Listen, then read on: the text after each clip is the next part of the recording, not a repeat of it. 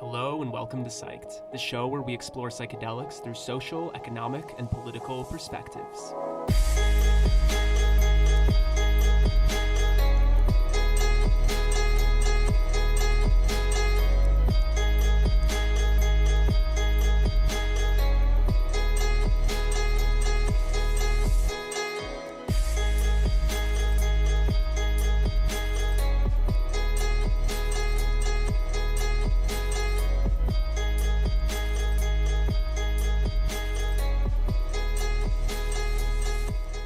Next up, we have Daan Keiman and Miriam van Groen, who are the co-founders of Guild of Guides. I think that they said that that would be a sufficient introduction, and I'll let them introduce themselves through the course of their presentation. Hey. Hello, everybody. Hello, hello. So yeah, we're here in the Netherlands right now, and it's lovely. It's lovely to be here. Thank you for inviting us. Thank you for hosting this conference. We have quite a lot in the program, and this is one of the reasons that Miriam and I were kind of like we're two of the sort of four co-founders of Guild of Guides in the Netherlands. And we didn't want to focus on us, but we really want to focus on the project that we're trying to lift off here. Miriam will share her screen, I think, and then we'll jump right in. Let's see. So Guild of Guides is a project that started for different reasons.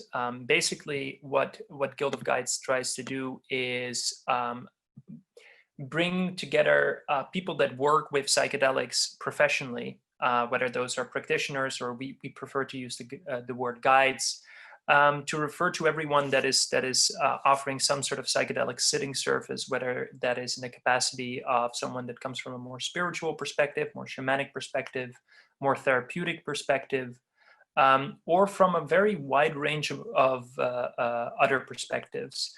And some of the core aspects of what we're trying to do is really have a community and ethics-driven form of professionalization. And we're aiming at a high level of self-regulation. And if Miriam can do the next slide. What might be important for people to know is that in the Netherlands, the use of psilocybin-containing truffles is actually legal. What this means is that there are smart shops in the Netherlands where you could just buy truffles without any sort of real screening or without any real restrictions. In the places that sell these truffles, there is, let's say, a light form of self-regulation. For example, they don't sell to people under 18. They don't sell to people who are drunk, and they have a couple of warnings for people. But in principle, there's a very high level of access to these psychedelic substances. Mushrooms are not legal. So there's a technical thing in the law that allows for truffles to be sold. So if you hear me refer to mushrooms throughout this presentation, know that I mean psychedelic truffles and not psychedelic mushrooms, literally. Ironically or interestingly, as we look at the sort of psychedelic renaissance unfold, the therapeutic context in the Netherlands is not yet regulated, which is to say that if you are a psychotherapist or an accredited psychiatrist, you're not allowed to use psilocybin. This is still being researched. And so there's no real psychedelic-assisted psychotherapy going on in the Netherlands. There's a lot of research being done. There's a lot of trials underway. The first results are very slowly coming in, but there's no therapeutic context present. So what we see is that the Netherlands are a context within which these natural substances are available, and there's no one checking how these substances are offered outside of the world of smart shops where they're sold over the counter. This concept was kind of born. the four of us started getting together when we started noticing that there's a lot of people in this space that are acting like bad actors. And we were quite concerned that vulnerable people might actually get harmed. Now, a little bit of background is that Miriam is one of the founders of Guided Tripping. I'm deeply connected and involved with synthesis retreats.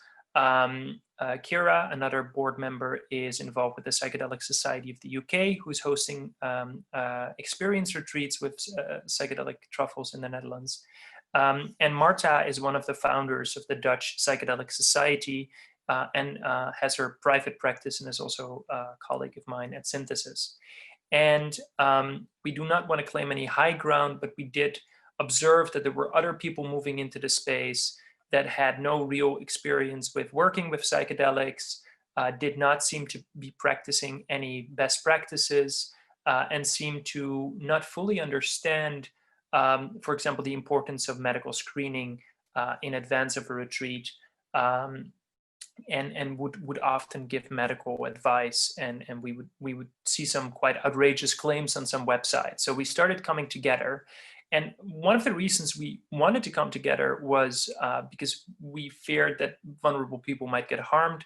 Another reason would also be that we know that governments are more likely to prohibit when things go wrong, when the proverbial shit hits the fan. And we wanted to make sure that as this psychedelic renaissance is now really slowly unfolding, we would not see any incidents that would be the result of bad practices, bad actors, or maybe people with really good intentions, but who are less informed about potential risks, side effects, or contraindications for taking psychedelics. One thing that was very important for us, both from the perspective of the organizations that we are involved with, but also from a more individual ethical standpoint, is that we kind of advocate a third way. And what we mean with this is, I think his name is Christian Engelmeyer, was one of the first speakers at this conference. And he said, well, you know, psychedelics are traditionally used in ritualistic contexts. And for us, it's very important in the Western context that ritualistic approach that would be therapeutic. And I would strongly disagree there. I think there's a myriad of ways to facilitate psychedelic experiences, whether those are deeply spiritual in nature, could be Buddhist, could be Christian, could be therapeutic, most definitely. But there could also be queer approaches. One might even argue that recreational approaches are to a certain extent approaches that are legitimate. And so there's these different aspects to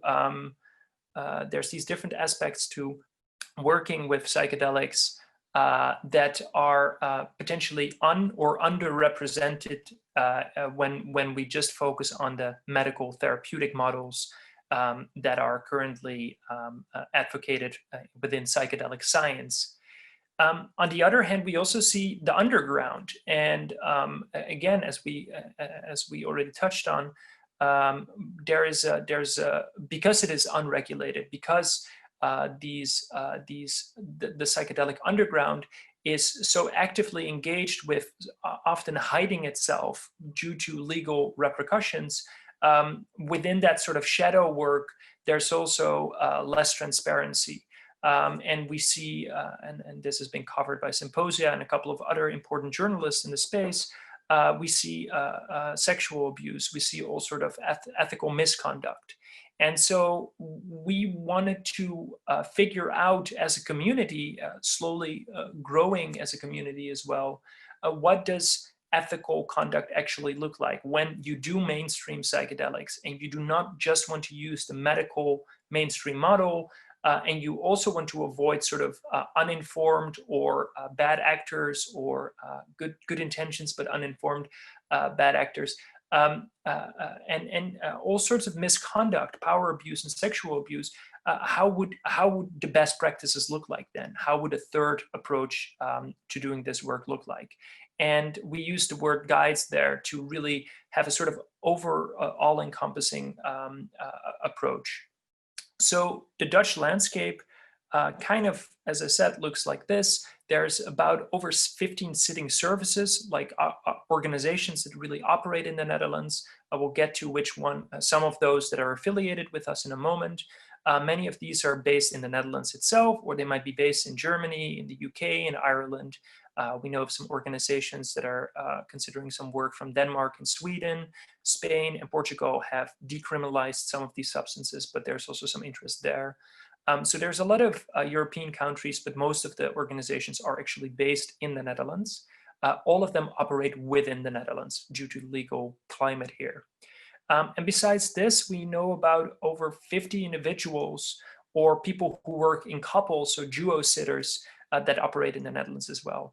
And as we started to have conversations, at first just to kind of get to know each other a little bit, quite quickly we started to see that people were deeply concerned about the same things. And people were also pointing to a couple of bad actors in the space and say, well, listen, we see some really horrible practices here. It might deflect on us poorly, but also all of us started to get in contact with clients that had difficult or challenging experiences with some of these bad actors, and that clearly needed some more help and assistance. And so we started to come together actually in the basement of a smart shop in the center of Amsterdam to slowly organize ourselves and think about, okay, so how would good practices look like? So the rest of the Dutch landscape, just very shortly, there are smart shops where you can buy truffles over the counters. There's people that produce mushroom kits. Mushrooms are illegal, but somehow the Dutch law did not make it a priority. They basically practically decriminalized the sales of grow kits. So you can buy a grow kit, which is ready to go. You basically open the lid, add water, and you start growing your own mushrooms at home. And there's also a large segment of truffle growers. And in our network, there's a lot of clinical therapists, psychiatrists, and psychotherapists who are very interested and eager to work with psychedelics, but often what they say themselves is that they lack this sort of real experience with how it is to sit with people when they're under the influence of psychedelic. There are 3 more scientific organizations that we're in communication with, the Mind Foundation of Germany, the Amsterdam Psychedelic Research Association, and the Open Foundation, which are both based in Amsterdam. And a last thing is ayahuasca was legal in the Netherlands for a very long time, but we have seen a recent crackdown after incidents with bad practitioners. Most of those incidents, unfortunately, could have been avoided if the facilitators, if the guides of those retreats would have been better informed and basically acted more in accordance with what we feel are some of the best practices here. So here are some of the affiliated organizations. As I said, Synthesis, the Psychedelic Society of the UK and the Netherlands. Microdosing.nl doesn't really offer psychedelic retreats, but they have coaches that offer care to people that want to do microdosing. Miriam's Guided Tripping, Psychedelic Insights is an organization that is based in Amsterdam as well. Earth Awareness has a more shamanic approach. They're based in the east of the country. And Keiman is a bunch of really beautiful people that have some slightly more queer approaches to working with psychedelics as well. But what is shared by everyone, and the list is much, much longer than this, but we wanted to make sure that everyone felt comfortable. We use the word affiliation rather than we really represent them, because we're in the verge of really becoming an official state recognized organization, after which we can really start talking about memberships. So right now we use the word affiliation, and anything I say today, I really say as the board of Guild of Guides, and it's not on behalf of any of these organizations themselves. So there's also the Guild of Guides International. As many of you know, James Fadiman has mentioned this in his book, The Psychedelic Explorer's Guide. It's a beautiful group of people that have been deeply involved with this work, that have also been deeply concerned about doing psychedelic sitting or guiding of others in a professional and ethical way. And when we started playing around with this idea, and when we came up with this name, we realized, okay, this name is actually belonging to other people.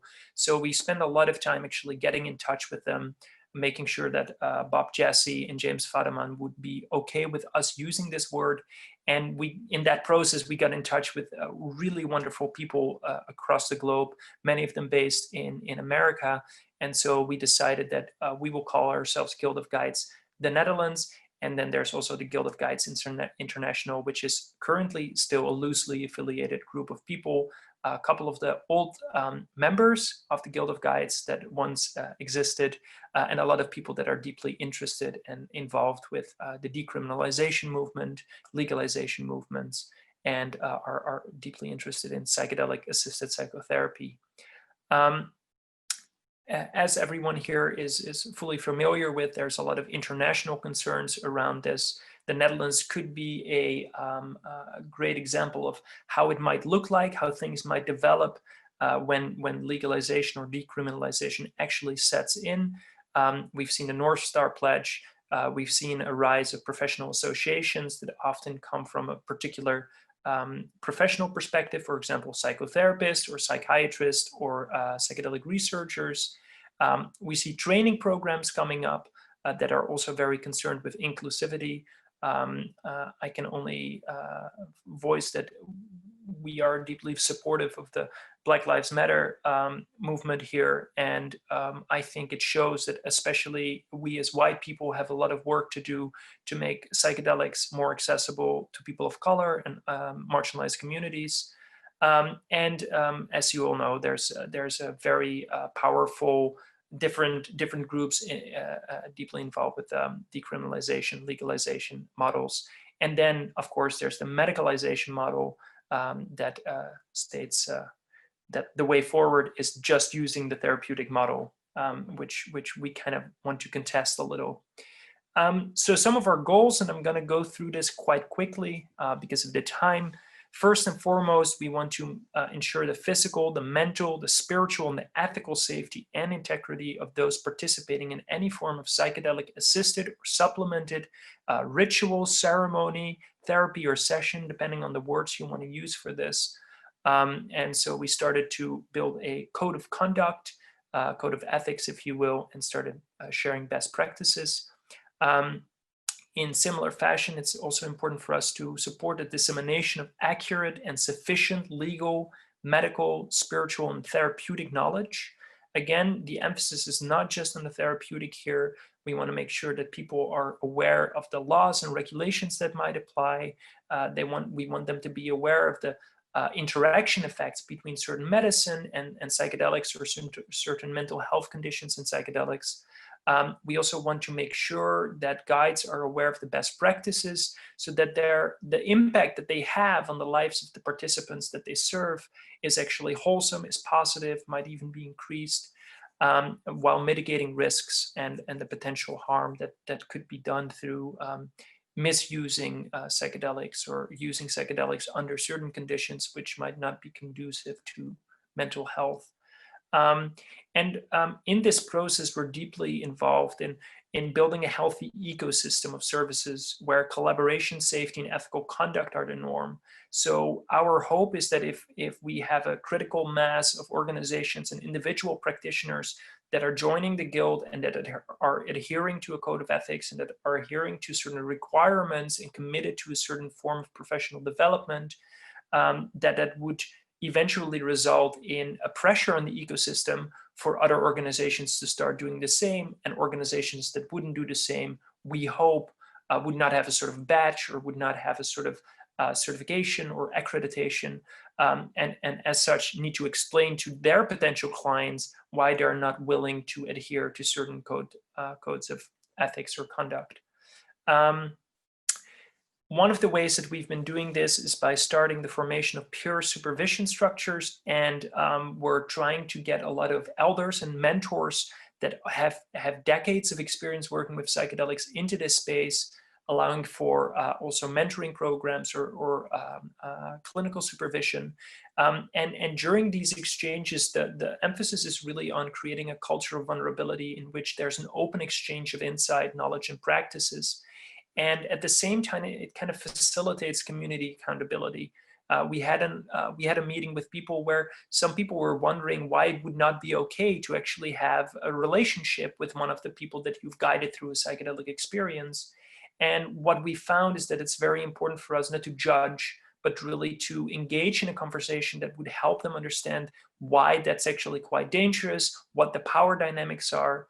And all of us, of course, have this knee-jerk reaction like, oh, that's bad, and we should immediately expel. But we found that it's more productive and more generative to really sit down with people and first get an understanding where they are, meet them there. And then obviously, and this is where we are moving towards, become more strict, like, hey, okay, but these are serious problems and we need to address them. We need to name them.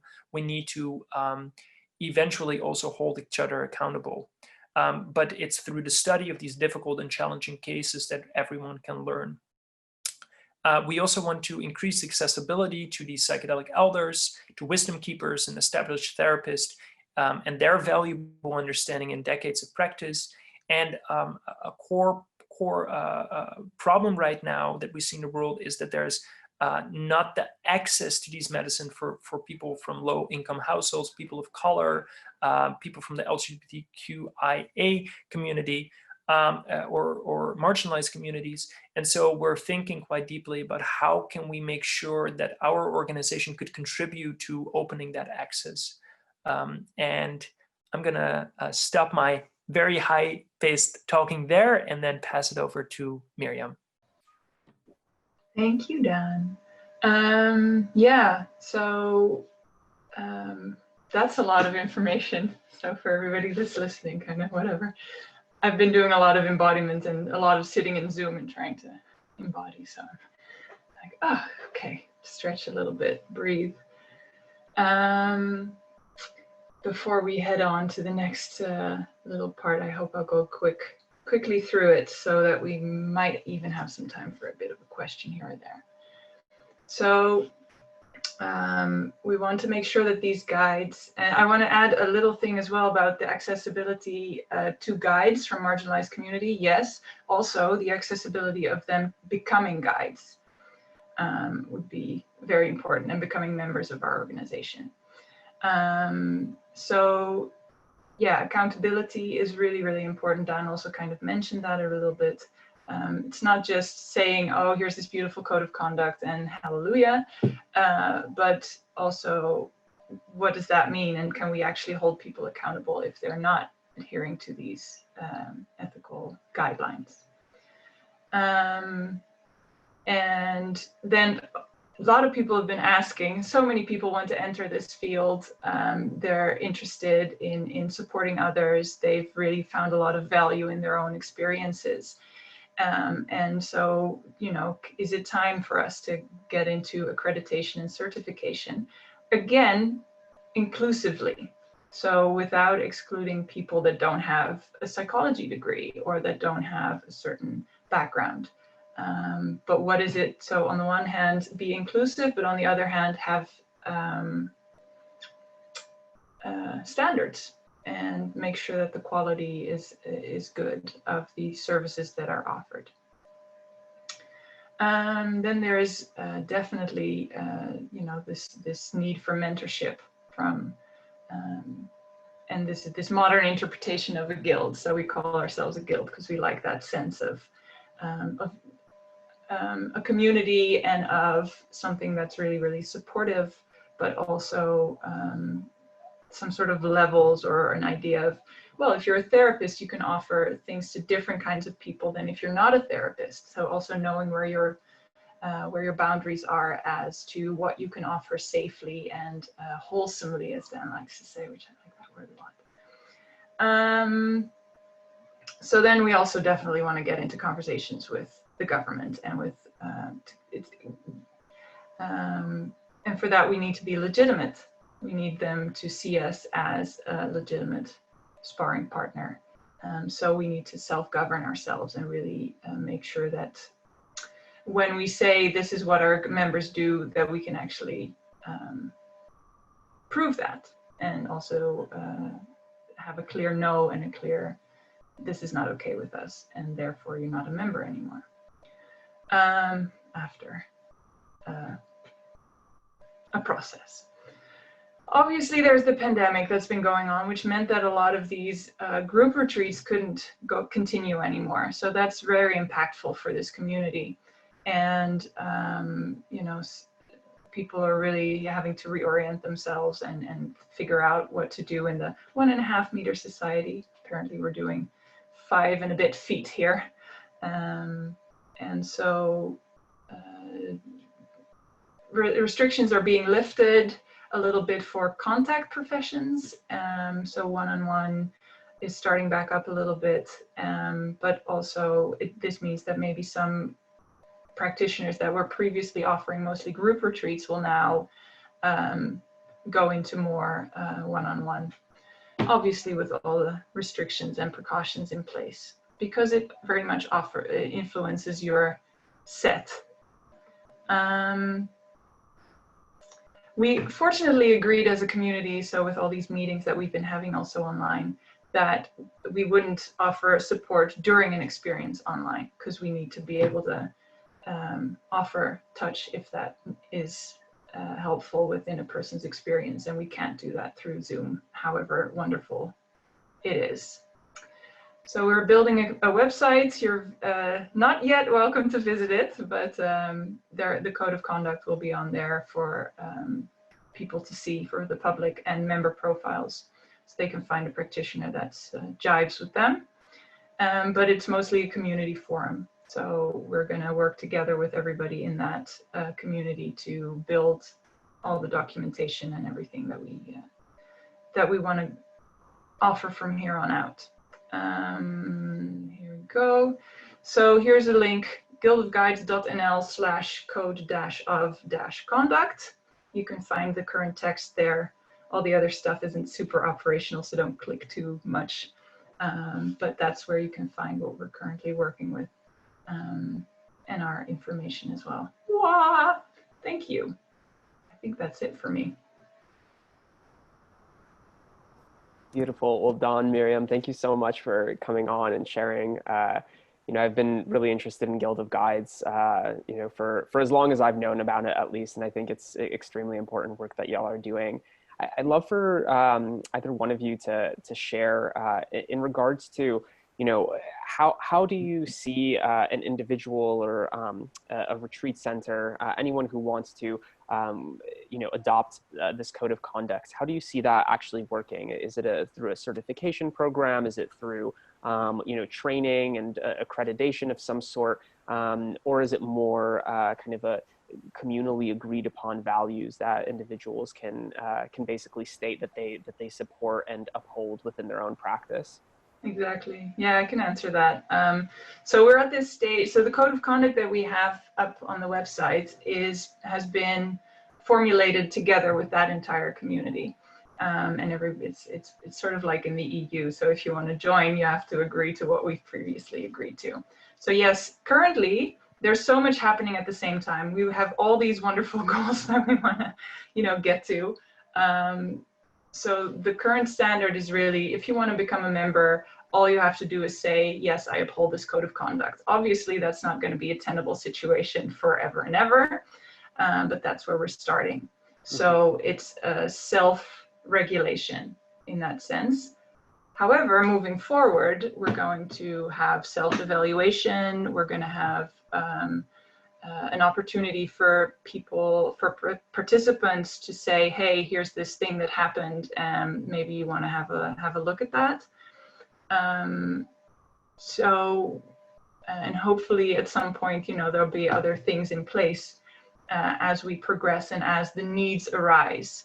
So because we do feel like we want to start from a place of trust, right? So if you say, yeah, this is a good list of things, of course, we agree to that, we want to uphold that, then we trust that you will. However, of course, there are blind spots and things where you go, oh, it says this, I have interpreted it that way, so I don't see the problem. Like Daan was saying, we're having these conversations with people. So it's going to be a two-strike kind of system.